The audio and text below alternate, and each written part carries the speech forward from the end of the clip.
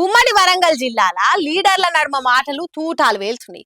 ముఖ్యంగా కడియం శ్రీహరిని ఆయన బిడ్డను బీజేపీ బీఆర్ఎస్ గట్టిగానే టార్గెట్ చేసిండ్రు. ఎట్లా అంటే సూటిపోటి మాటలు అనుకుంటా గట్టిగానే సురుకులు పెడుతురుగా. కడియం సార్ బిడ్డకు బీఆర్ఎస్ సీట్ ఇస్తే కాదని పోయి కాంగ్రెస్ లో చేరిండు. అయితే టీఆర్ఎస్ నేత ప్రకాష్ సార్ ఉండి కేసీఆర్ కు కడియం చేసిన ద్రోహం ఎవ్వరు చేయలేదు. కేసీఆర్ ఆయనకిచ్చినంత గౌరవం ఎవ్వరికి ఇయ్యలేదు. ఆర్థిక సాయం కూడా చేసిండు. ఆయన కూడా ద్రోహం చేసి కాంగ్రెస్ లో చేరిండని అన్నాడు. కడియం సీఆర్ ఏదైతే ప్రజలకు చెప్తున్నాడో రూపాయి తీసుకోలేదు బీఆర్ఎస్ నుంచి అని, ఇది పచ్చి అబద్ధం అని నేను చెప్తున్నా. అబద్ధాలు చెప్పాల్సిన అవసరం నాకు లేదు. అది ఖచ్చితంగా కేసీఆర్ను ద్రోహం చేసిండు, మోసం చేసిండు కడియం సీఆర్ చేసిన దుర్మార్గం చరిత్రలో ఎవరు ఎప్పటికీ మరవరు. మామూలు దుర్మార్గం కాదు అది.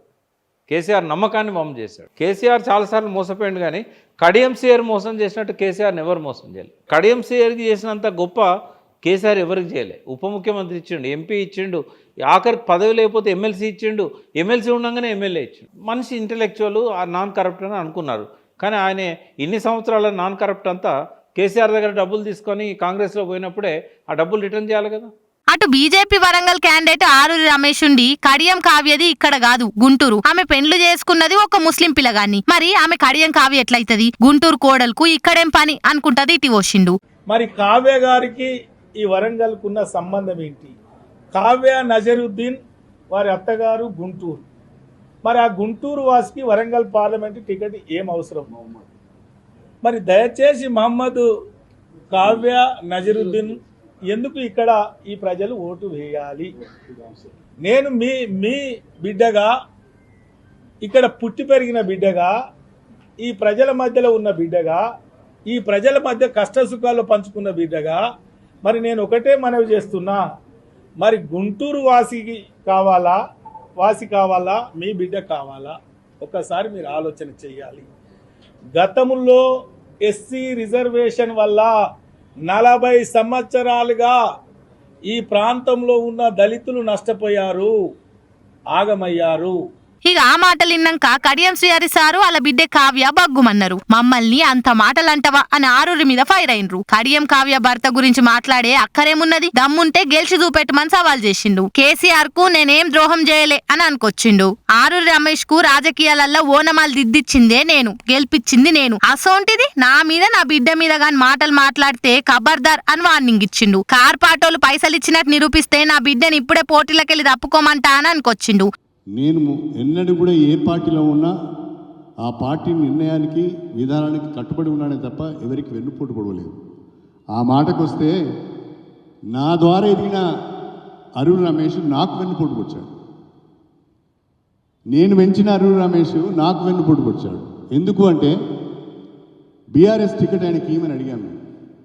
మేమందరం కూడా యునానిమస్గా బీఆర్ఎస్ టికెట్ ఆయనకే ఇవ్వమన్నాం. కానీ మా మాట వినుకుంటూ వెళ్ళిపోయాడు, టికెట్ తెచ్చుకున్నాడు.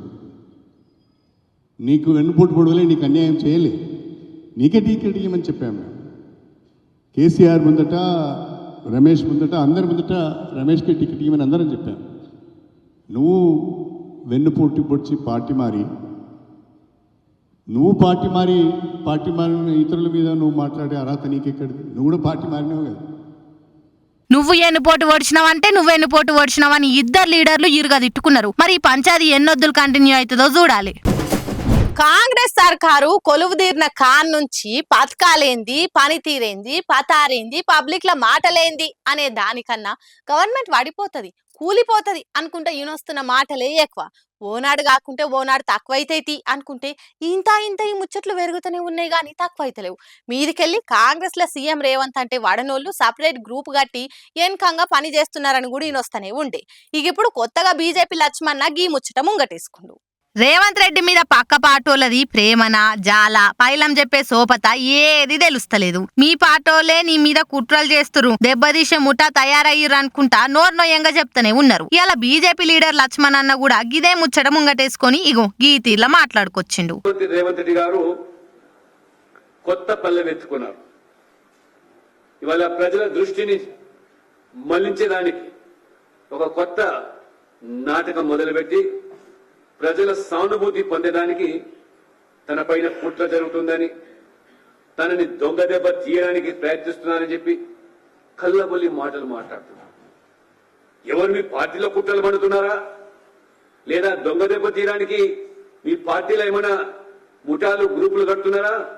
అది వారికి తెలిసిన విషయం. అది మొన్నటి దాంకనే పార్టీలతోటి తేడా లేకుండా అందరు లీడర్లుండి కాంగ్రెస్ కూలిపోతది, హస్తం లీడర్లు మాకు టచ్లున్నారు, గవర్నమెంట్ ను గంగల కలిసేటట్టు చేస్తందుకు ఎంతో దూరం లేదనుకుంటా డైలాగులు దంచి కొట్టిర్రు. ఇప్పుడేమో ఎవలో బయటోళ్ళు బాక్సులలో సద్దులు కట్టుకొని వచ్చి గుట్టలల్లా గుట్టుగా మీటింగ్లు పెట్టుకొని తన్లాడే అక్కరే లేదు. గాంధీ భవన్ లో తిరిగే లీడర్లే లేని రందులు మోపు చేస్తుర్రు. రేవంత్ కు అంతు సిక్కకుట పని కానిస్తారు అని అనబట్టిర్రు. మొన్న కొడంగల్లా రేవంత్ రెడ్డి అనుకొచ్చిన మాటలు చూస్తుంటే కూడా ఇటువంటి పక్కపాటోళ్ల మాటలకి ఇంకింత బలం పెరిగినట్టే అనిపిస్తుంది. మరి ఈ మాటలకి కాంగ్రెస్ లీడర్లు సీఎం రేవంత్ ఏ తీర్ల కౌంటర్లతో తయారుగుంటారో చూడాలి మరి.